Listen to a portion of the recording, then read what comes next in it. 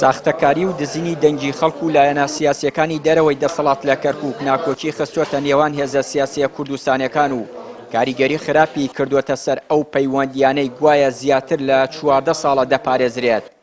بەرپرسێکی کۆمەڵی ئیسلامی پێی وایە دەبوو لە جیاتی دەستبردن بۆ ساختەکاری و تەزویرکردنی دەنگی خەڵک هێزە دەسەڵاتدارەکانە و مەلەفانەیان چاک بکردایە کە دۆخی کەرکووکیان بە ئەم ڕۆگەیان. ئێمە لێرە نایرمان زۆرە، ئێمە لێرە ناحەزمان زۆرە، ئێمە لێرە مەلەفمان زۆرە، ئەبێ ڕاستیان کەینەوە لە بری ئەوەی بێن ئەم مەلەفانە ڕاستەوەکەن، لە بری ئەوەی بێن خەم لە مادەی 140 بخۆن جار بەجار و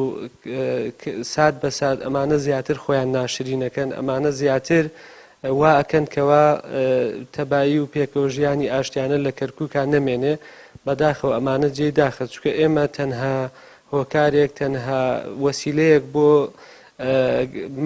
وەرگرتنی مافی خەڵک تەنها دەنگدانە، بەڵام ئەوەشیان لە خەڵک زەوت کرد ئەوە بەڕاستی جێی داخە. لە ساڵی 2003ەوە هێزە سیاسیە دەسەڵاتدارەکانی هەرێم و کەرکووک جاری تەبایی و پێکەوەژیانی نێوان لایەنەکان دەدەن، بەڵام گواستنەوەی نەریتی ساختەکاری لە هەرێمەوە بۆ کەرکووک دەرخەری ئەو ڕاستیەیە کە هەردوو حزبی دەسەڵات کاتێک باسی تەبایی دەکەن کە لە بەرژەوەندی خۆیان و حەزبەکانیان بێت. بزوتنەوەی گۆڕان و هاوپەیمانی لە کەرکووک یەکێتی و پارتی بە بەرپرسیار دەزانن لە یەتێکچوونی یەکریزی و تەبایی نێوان حەزبە سیاسیە کوردستانیەکان. بەداخەوە یعنی ئەو هێزە سیاسیانی کوردکە خۆی لە حکوومەتی هەرێمی کوردستانە ئەبینیەوە بە تایبەتی پارتی دیموکراتی کوردستان و یەکێتی نیشتیمانی کوردستان نەک پلانیان بوو ئەوە نەبوو کە ئەو پلانە استراتیژیە کە خەڵک چاوەڕێی و بگەڕێنەوە بۆ کەرکووک و دای بڕێژن بۆ ئەوەی چارەسەری نەمێژنی کەرکووک بکەن، بەڵکو بە جووت حیزبی هاتنەوە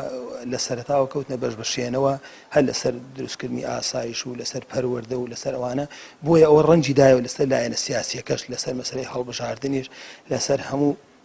ئەو کایانێکەوە بەڕاستی دەبوایە بە شێوەیەکی تەندروست بڕۆیش تایە بەڕێوە یاخود جێبەجێ بکرایە. ئێمە تا هەڵبژاردنەکانی ئەم دوایە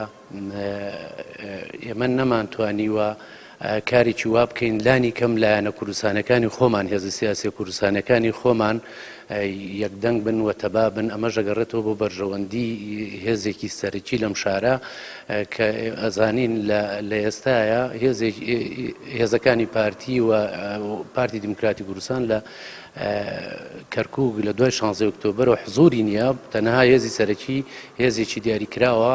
بۆم هەڵبژاردنەش ئەو هێزە ئامادە نەبووە و کورد وەک یەک لایەن وەکو لیستێکی بە یەک لیستدا بەزێ و بەشداری پرۆسەکە بکە.